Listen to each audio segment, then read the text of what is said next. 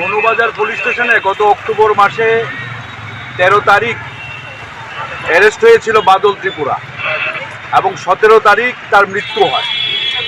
তার বাবার যে অভিযোগ ছিল যে পুলিশ লকআপে ডিটেনশন থাকার সময় পুলিশের অত্যাচারেই তার মৃত্যু হয় এবং সেই মোতাবেক পুলিশ কর্মী একজন এসআই সহ তারা গ্রেপ্তার হয় এবং তারা এখনও জেলে আছে।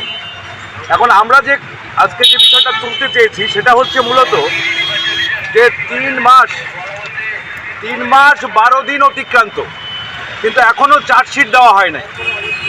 উচ্চ পর্যায়ে তদন্তের জন্য ক্রাইম ব্রাঞ্চের হাতে তদন্তভার অর্পণ করা হয়েছে, কিন্তু দেখা গেল যে 3 মাস 12 দিন অতিক্রান্ত হওয়ার পরেও এখনও চার্জশিট দেওয়া হয় নাই। তা আমরা দাবি করেছি যে একটা নিরপেক্ষ স্বচ্ছ তদন্ত আমরা চাই, কারণ এটা এমন একটা ঘটনা যে পুলিশের লকআপে, যে পুলিশ মানুষকে রক্ষা করবে সেই পুলিশের লকআপে আসামির মৃত্যু হয়েছে এবং অত্যাচারের জন্য, এবং তার জন্য এসআই সহ কনস্টেবলরা এই অত্যাচারে যুক্ত। তার যথেষ্ট এভিডেন্স আমরা তদন্তের বিভিন্ন পর্যায়ে আমরা দেখেছি।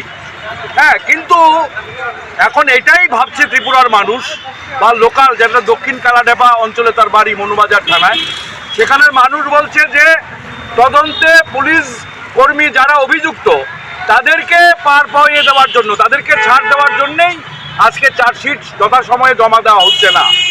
তো আজকে আমরা ডিআইজি রেঞ্জ আমাদের ডেপুটেশন নিয়েছেন সিপিআইএমএল এর তরফ থেকে। আমরা এটাই দাবি করেছি যে অ্যাক্টিভ ইনভেস্টিগেশন আমরা চাই, নিরপেক্ষ ইনভেস্টিগেশন আমরা চাই এবং নির্দিষ্ট সময়ের মধ্যেই তদন্তভার সমাপ্ত করতে হবে। কেন হলো না, কেন চার্জশিট জমা হলো না? তখন তিনি বললেন যে ফাইনাল যে ওপিনিয়ন ডাক্তারের, বিশেষ করে পোস্টমর্টেম রিপোর্টের উপরে, ভিসারা রিপোর্টের ভিত্তিতে পোস্টমর্টেমের উপরে আরেকটা রিপোর্ট এসছে, সেই রিপোর্টের উপরে ডাক্তারের ফাইনাল ওপিনিয়নটা বাকি আছে। এইটা 2 সপ্তাহের মধ্যে কমপ্লিট হয়ে যাবে। উনি বলছেন 1 সপ্তাহের মধ্যেই হবে, তবে আমি 2 সপ্তাহ বললাম আমরা চার্জশিট জমা দেব। তিনি এই কথাটা দিয়েছেন আমাদের, এবং আমরা বলেছি যে আমরা এটা কিন্তু পাবলিকলি বলবো, বলে আপনারা বলুন। পাবলিকলি বলতেও আমার কোনো বাধা নেই যে আমরা 2 সপ্তাহের মধ্যে চার্জশিট জমা দিচ্ছি। এবং তিনি বলেছেন যে আমরা ডিআইজির তরফ থেকে, আইজি র্যাঙ্কের অফিসারের তরফ থেকে মনিটরিং করা হয়েছে যাতে ন্যায্য বিচার হয় এবং স্বচ্ছ ইনভেস্টিগেশন হয়, তার চেষ্টা আমরা করেছি। আপনারা নিশ্চিন্ত থাকুন। কিন্তু আমরা বলছি যে না, আমরা বারবারই বলেছি যে এখনও আশঙ্কা আছে আমাদের যে কেন দেরি হচ্ছে এবং কেন কোর্টেও এখনও আপনারা কিছুই জমা দেননি। আজ অন্ধকারে সবাই যে কি আসলে তার বিচার হবে কিনা। তো আমাদের দাবি এটাই যে বাদল ত্রিপুরা এবং তার পরিবার যাতে সুষ্ঠু বিচার পায়, ন্যায় বিচার পায়। সংবিধানে এটা বলা আছে এবং সুপ্রিম কোর্টের একটার পর একটা রায়ে বলা আছে যে পুলিশের লকআপে যদি কারোর মৃত্যু হয় তাহলে তার মৌলিক অধিকার হরণ করা হয়েছে। তো মৌলিক অধিকার হরণ করলে সরকারের দায়িত্ব সেই পরিবারকে রক্ষা করা, সেই পরিবারকে ক্ষতিপূরণ দেওয়া। কিন্তু এখন অবধি ত্রিপুরা সরকার এই পরিবারকে কোনো ক্ষতিপূরণ দেয়নি। কাজে আমাদের এখানে আশঙ্কা যে সরকার যেখানে ক্ষতিপূরণ দেয়নি, এখনো কিছু বলেনি, তাহলে ন্যায় বিচার নাও পেতে পারে।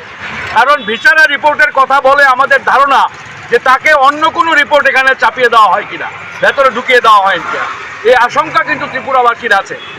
আমরা এই বিষয়টাই আপনাদের মাধ্যমে ত্রিপুরার জনগণের কাছে বলতে চাই যে বাদল ত্রিপুরার হত্যার আমরা ন্যায্য বিচার চাই এবং সুষ্ঠু তদন্ত চাই, এবং এই সুষ্ঠু তদন্তের জন্য পুলিশকে উপযুক্ত ব্যবস্থা নিতে হবে।